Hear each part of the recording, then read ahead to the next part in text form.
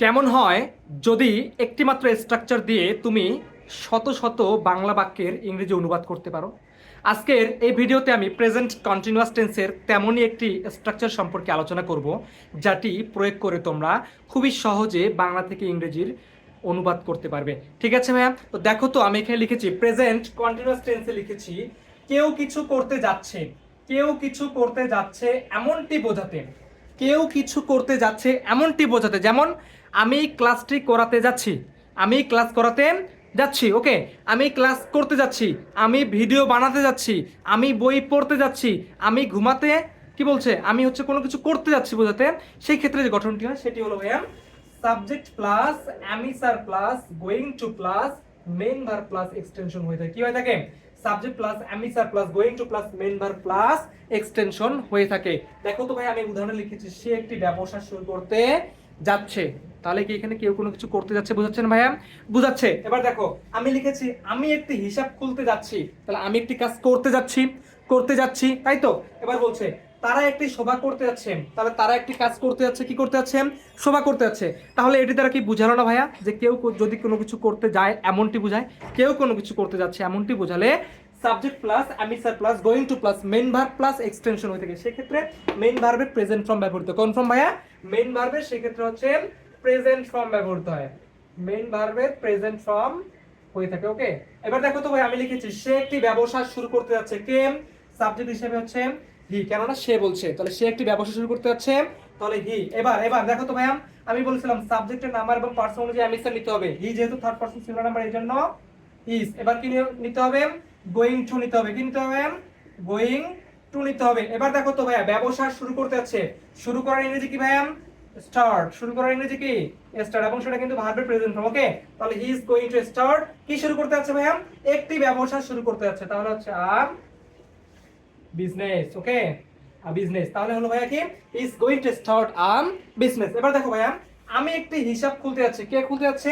আমি যাচ্ছি। তাহলে আমি হচ্ছে কি ফার্স্ট পারসন সিঙ্গুলার নাম্বার, তাহলে ফার্স্ট পারসন সিঙ্গুলার নাম্বার হলে সাহায্যকারী ভার্ব হিসেবে কে বসবে ভাইয়া? এম বসবে। তারপর নিয়ম অনুযায়ী কি নিতে হবে? নিয়ম অনুযায়ী গোয়িং টু নিতে হবে, তাহলে আই অ্যাম গোয়িং টু। এবার দেখো তো ভাইয়া একটি হিসাব খুলতে যাচ্ছি। খোলা, খোলা অর্থে কি ব্যবহৃত হয় ভাইয়া?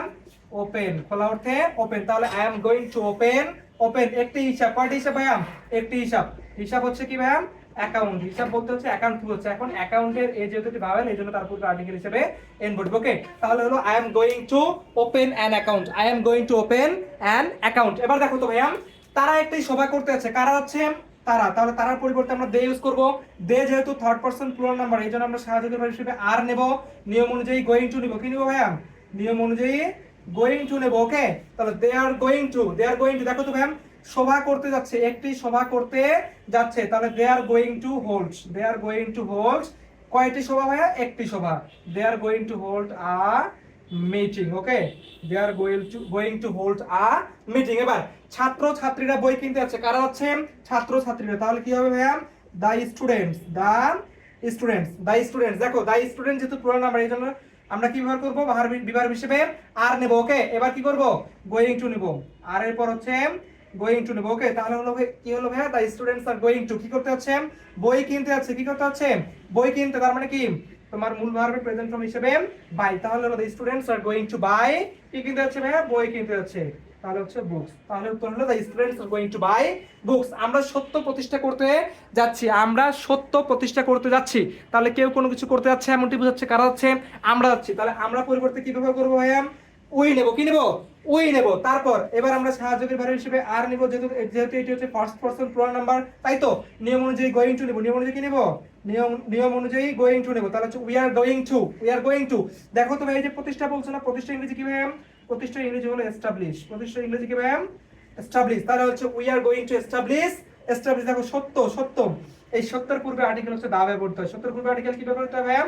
সত্যের পূর্বে আর্টিকেল দা ব্যবহৃত হয়। মনে রাখতে হবে তোমাদেরকে যে সত্যের পূর্বে আর্টিকেল দা ব্যবহৃত হয় আর মিথ্যার পূর্বে আর্টিকেল এ ব্যবহৃত হয়, যার কারণে আমরা বলি নেভার টেল আ লাই। যার কারণে আমরা কি বলি ম্যাম? নেভার টেল আ লাই। এখানকার এই যে লাইটা হচ্ছে মিথ্যা, যার কারণে এখানে আর্টিকেল হিসেবে এ ব্যবহৃত হয়, আর এটা হচ্ছে সত্য, এই কারণে এর পূর্বে আর্টিকেল হিসেবে দা ব্যবহৃত হয়ে থাকে। তাহলে তোমাদেরকে মনে রাখতে হবে যে কেউ কিছু করতে যাচ্ছে, প্রেজেন্ট কন্টিনিউয়াস টেন্সে কেউ কিছু করতে যাচ্ছে এমনটি বোঝাতে যে স্ট্রাকচার হয় সেটি হলো subject plus am is are plus going to plus মূল ভার্বে present form plus other words কিংবা এক্সটেনশন অংশটি বসে থাকে। যেমন আমি উদাহরণে বলেছি ভাইয়া, সে একটি ব্যবসা শুরু করতে যাচ্ছে, he is going to start a business. আমি একটি হিসাব খুলতে যাচ্ছি, I am going to open an account.